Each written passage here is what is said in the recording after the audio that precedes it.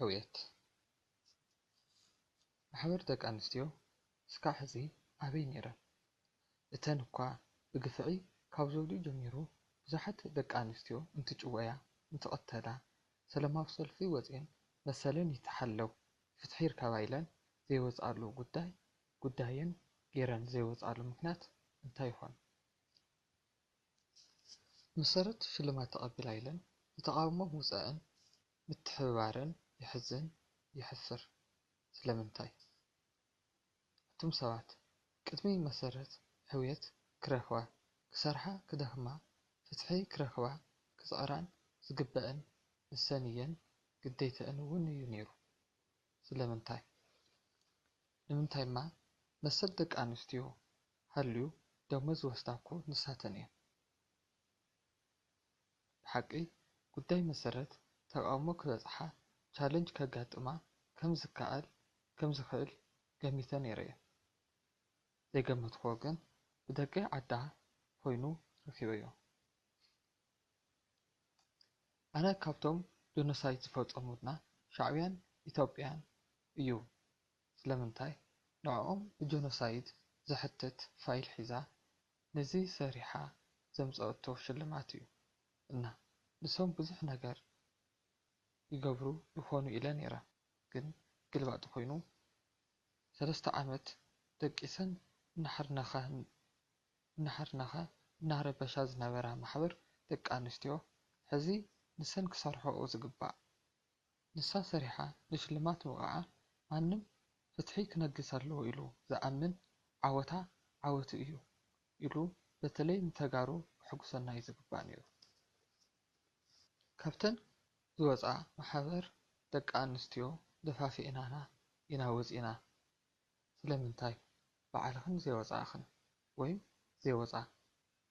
ስርቂ ብሃይማኖት ሓጢኣት ብሕጊ ወንጀል ብሞራል ድማ ፀፀት እዩ። ትርፉና ስርቂ ነውሪ እዩ። ግን መሰረት ተሰሪቃ ወይም ወዘተ ተገይራ ክትሕተት ዘለዋ ብሕጊ እዩ። ተሸሊማ ምስ ተባሃለት ኣደባባይ ተቃውሞ ምውፃእ መሕፈሪ እዩ። ቅንዕ እውን እዩ። ሓደ ሓገዝ ዝሕግዝ ይጥመድ እዩ። ንምንታይ? ሃፍታም ዝኾነ ሓገዝ ምሕጋዝ ምስ ጀመረ እዩ እናተባሃለ ሹማሹም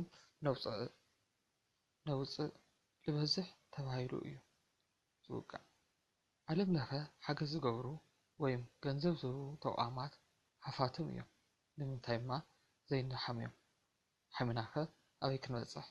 ስቕ ኢልና ረድኤት እንተምፅኦምና ንቕበል ነመስግኖም። ተማይ እዩ ደቂ ዓድና እንትኾን ሌባ ብኡ እናሰርቑ እዮም ሃብቲሞም ወዘተ ንብል። እዚ ንምንታይ ኮይኑ ኣይርድአንን። ጫፍ ሕስድና ዶ ይኾን? ምናልባት ሓሊፍላ መሰረት ይሕለፈላ ክትደኪ ቁርመድመት ኢላ ምርኣይ ምፅባይ ሕማም እዩ።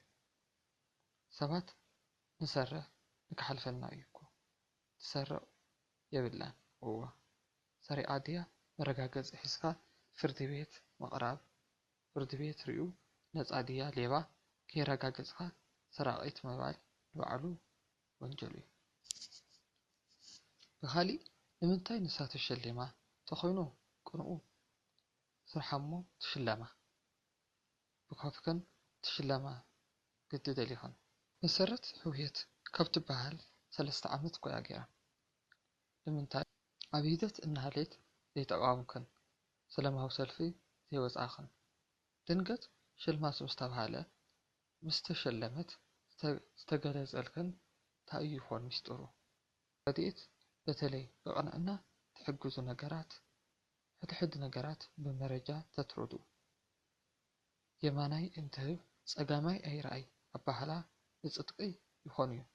ነታ ንነብረላ ዓለም ግን ናጋ ብቶም ውሕዳት እንክርዳድ ተሓገዝቲ ትውንጀሉ ንፅቡቅ ሓሲብኩም ከሳቅኹምን ትእሰሩሉን ክገብርኹም ስለዝኽእሉ ትሕግዝዎ ብጥንቃቐን ብመረዳእታ ትኹን። ንሱ እዩ ናጋ ነፃ ዘውፀኩም። ዝሰርቕ የለን ድዩ ትብል ዘለኻ የበልኹን። ክህልው ይኽእሉ እዮም ግን መረጃ ይብለይ። እዚ ማለት ኩሉ ሌባ እዩ ማለት ግን ኣይኮነን። ሰላም ደቂ ሰባት ኩሉ ብያፌት ሓለፉ ወድኖ ጥቅምቲ 2018 ዓ.ም